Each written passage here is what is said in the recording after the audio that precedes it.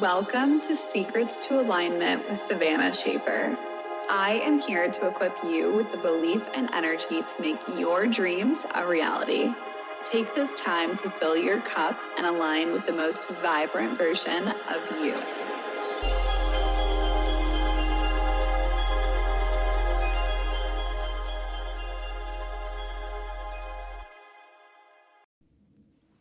Welcome back to the Secrets to Alignment podcast with your host, Savannah Schaffer. Whew, all right. I just now read through the notes on this podcast that I wrote just like a week ago, and I am sharing some pretty personal things, and I'm going to just say trigger warning really quick just for anyone who struggles with body dysmorphia. That's what we will be getting into in this topic or in this episode.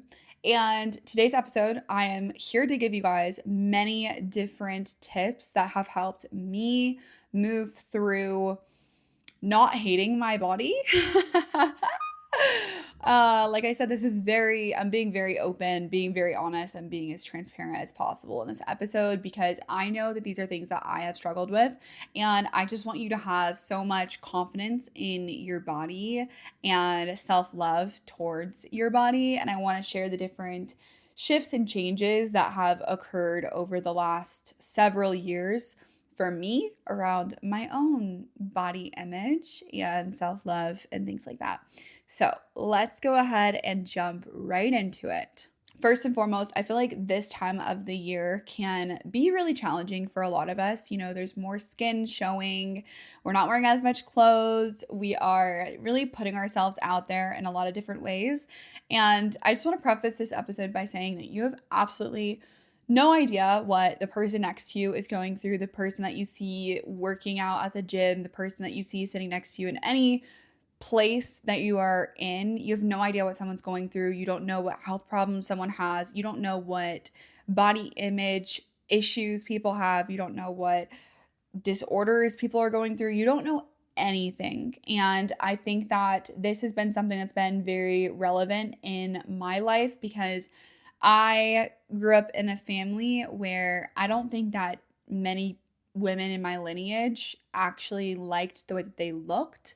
And I noticed that this started to really influence my own perception of myself for years and years and years. So I'm going to be as transparent as I can. However that you're feeling currently in your body right now, I want you to know that you are so incredibly beautiful as you are. And your body has been chosen specifically by your individual soul. And your soul has chosen to come into this body that the universe, God, source gave you, okay? And I don't want you to take that lightly. There's a reason why you are here at this point in time of this era of life, of earth, everything. And I want you to really make sure that you're giving yourself the appreciation and the love that your body truly needs and honestly deserves. But I know that it can be really, really challenging when you're someone who looks in the mirror and you don't like what you see. I've never really shared about this at all in the past, but I personally have struggled with body dysmorphia for as long as I can remember. And these last couple years, I have been extremely intentional with fighting that because I want to be in a place where I do love my body, and I finally am at that place now, but it's taken me such a long time to get to a place of love and acceptance within myself, within this human being that I chose to come here in. And for the longest time, like I remember being 6 or 7 years old, I remember looking in the mirror and just thinking that I looked so much better with clothes on and that I didn't really like what I saw when I looked in the mirror. I didn't like the body that I had, and it didn't matter how skinny I was or how curvy I was or whatever. I did not like what I saw. And I ended up photoshopping tons when I was younger. I remember being probably 12 years old, photoshopping my body, making it look a specific way, photoshopping my face, wanting it to look a specific way. I feel like for the longest time ever, I really struggled with true confidence, and I wanted to hide bits and pieces of myself, not only my body, but my face especially. And confidence was something that I didn't really have. I had to build over several years.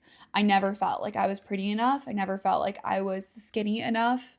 I never felt like I was fit enough, no matter if I looked in the mirror and saw abs or if I didn't. It was this constant struggle, this constant battle that I was going through all the time. And I have done so many different things, to combat this. I would do different challenges for myself to stay as fit as possible. Or I remember being maybe 16, 17, and I gained like 3 pounds or 5 pounds over the summer. And I remember my mom telling me, like, you should start running and you should start, getting that weight off, and just things like that, where I constantly felt like I needed to be smaller, I needed to be skinnier, and that no one would really accept me if I was bigger, and that I wouldn't even accept myself. I literally am tearing up thinking about this because, wow, like, how cruel was I being to myself? And I can't believe I listened to certain people's thoughts and opinions in my childhood growing up. Like, thinking back to that 6 or 7 year old version of me staring in the mirror thinking that she wasn't beautiful makes me so sad for her. Like, I wish I could just go back to that little girl and like give her the biggest hug in the world and tell her that she's so fucking gorgeous and she's so beautiful and that I love her body and that she should love it too, because we only get one in this lifetime, I just remember being so judgmental of myself. And because I was being judgmental towards myself, I ended up being judgmental towards others. And this is something that I'm actively always being cognizant and aware of, because I love my family. I don't want to just like out my family, but I want to be honest, and I don't want to fucking sugarcoat. And this is what my truth is. Okay. So I'm going to just speak whatever it is that I want to speak. But I grew up in a family that commented on everyone around us all the time, and not in a positive way, constantly. And I noticed that then became my own thing as well. I ended up doing that as well because that's what I was constantly surrounded by 24/7. So now that I am 24, I'm about to be 25, I'll be 25 when you guys are listening to this. Now that I'm in this era of my life, I don't want to judge myself and I don't want to judge others, because I know that every time that I judge others, it's only a reflection of how I feel about myself. If I think that someone else is not beautiful, I'm calling myself not beautiful, because to me personally, we are all one. And anything that I'm saying out loud that is a negative comment is just a reflection of something that I'm judging within myself. So I'm extremely cognizant of every single time that my brain does come up with something to say about my external reality, about a person walking by, about someone on social media or anything like that. It happens. I absolutely have that voice that comes up and says something, and then I immediately change it, and I immediately return back to love and light, and I immediately tell myself, Savannah, like, there's no reason to do that towards myself or towards anyone else. I've absolutely had my moments where I look in the mirror and I think, oh my gosh, if only I didn't have this fat in this specific place or whatever. And I start to get judgmental about myself. Or I think, oh, I wish that my boobs looked a certain way. There are different things that each and every one of us can be insecure about. Okay. I go through it just like you, just like every other person on this planet. And the one thing that I realized was that I don't want to be this way anymore. I realized that I want to love myself. I want to love every bit of myself. I want to look in the mirror and love what I see. I want to be kinder towards myself. And I recognized that I wasn't able to do that because I don't really think that there was anyone in my past couple generations of women that have loved themselves, that have accepted themselves. And I remember the first time I actually said, I love and accept myself, and I meant it with my entire being. And it almost felt as if I was breaking a generational curse. I felt it energetically. Me being able to finally say that felt like I was the first person that has ever said that and meant it in my lineage. Like all the way up to, I don't know, my ancestors or something. Like it genuinely felt like this line in the sand of I'm going to choose to love myself. And I also did this so intentionally. I did this work so intentionally because I want my daughter to grow up loving herself. I want my daughter to grow up watching her mom smile when she looks at herself in the mirror. I want her to hear me speak positively about my body and my being, because that is so important for a woman. We are already bombarded by society's expectations of us and the media and what the world, quote unquote, deems as beauty. Okay. And so to me, it's really, really important for me to set an incredible representation of what it looks like and what it feels like to completely and entirely love yourself unconditionally. No matter if I have an extra roll on my stomach, no matter if I have stretch marks, no matter if I have cellulite, whatever it is that I wish was different, I'm choosing as this version of myself to love and accept every bit and piece of myself. And I'm going to give you guys all of the different ways that I intentionally do this on a daily, weekly, monthly basis, because I think it's very important to integrate into our lives now. The voice that has been there saying that I'm not good enough has been there for so long. So it's taken me years to rewire this new mindset of actually loving myself. And it might take you the same amount of time, but starting to work on these things so that you can become the most confident version of yourself, so you can look in the mirror and absolutely fucking love what you see, so that you can stop self-sabotaging on your fitness goals or your nutrition or wherever it is that you maybe feel like you're falling short. When you start to do this kind of work internally, you will start to see changes. And oh my gosh, it feels so good to change that internal narrative. So these are the 7 tips that I want to give you guys. Number 1, meet that critic with understanding and love. Don't make yourself feel worse for having that internal voice, because that internal voice has been there for so long. It's probably been programmed into you. So when I say meet this inner voice with that inner critic with love and kindness and understanding, I mean, as soon as you look at yourself and you judge yourself, allowing yourself to say, hey, I know that that's something that we used to believe, but that's not who we are now. And just opening that dialogue of, hey, I know why you maybe say that, but we can choose to change this narrative. It's literally talking through these things as if you're talking to a friend. If a friend told you how she was feeling about herself and she was like, I feel so ugly, I hate the way that I have this, I hate my cellulite, I hate my stretch marks, I hate this, I hate that. What would you look at that friend, or what would you look at that daughter and say? You would never encourage those types of thoughts. So give her the kindness and the love and the understanding that you would give to everyone else in your life. I love saying I love and accept myself. This is something that I do all the time. I'm always looking at myself and saying I love and accept myself. In moments of judgment, I love and accept myself. In moments of me not feeling like I want to share a specific side of myself, or, I look at a photo where someone takes a group photo and I look at myself and I'm like, ew, why do I look like that? I love and accept myself. Those are the moments. Even something that actually helps me, I don't even think that I have this on my list. Something that helps me, so this is a bonus. So here's 8 tips. I stopped looking at the photo when people actually would take photos of me. So instead of, swiping through them and saying, oh no, I don't like that one, I just said, yeah, I like it. And instead of me trying to pick myself apart or change the way that I was posing, I would say, I like myself no matter what. Like I like it, okay? And I feel like doing that, it actually is supporting this and just saying like I love and accept myself no matter what I look like. Because the reality is, even if somebody takes like a bad photo of you, you still look like that. Like you still look like that in a specific angle or from a specific, frame or whatever the fuck. You still look like that. So just love and accept yourself in all the messiness, in every single angle, in every like middle of the sentence where they're pausing and taking a photo of you. That's what you look like. And you can choose to love and accept yourself, or you can choose to, think that you're not good enough or shame yourself or talk down on yourself. But it's always a choice. You have the choice.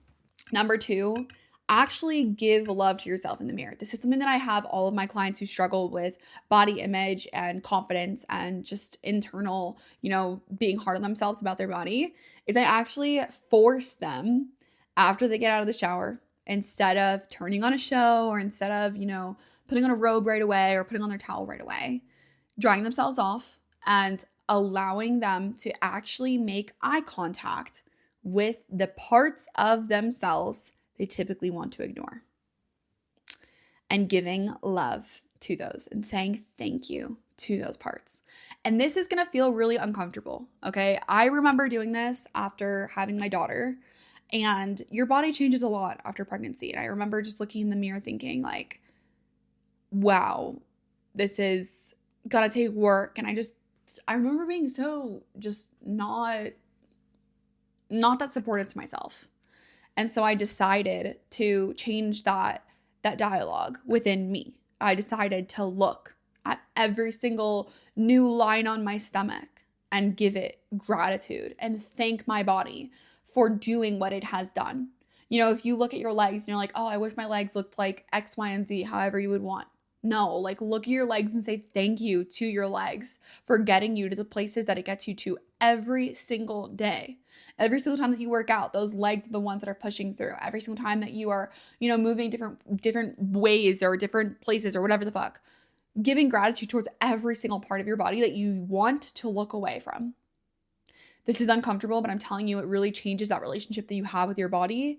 And now after doing that so many different times myself, I love it. It is my favorite thing. I do like a whole ritual. I will put on my favorite music. I will put on all of my groovy lights. I will grab all of my favorite skincare, all of my favorite body care, and I will sit in the mirror and I will just do my lotions and my skincare and everything and just give love to myself. We don't do that enough. We don't do that at all. Like, honestly, I don't know many people who do that whatsoever.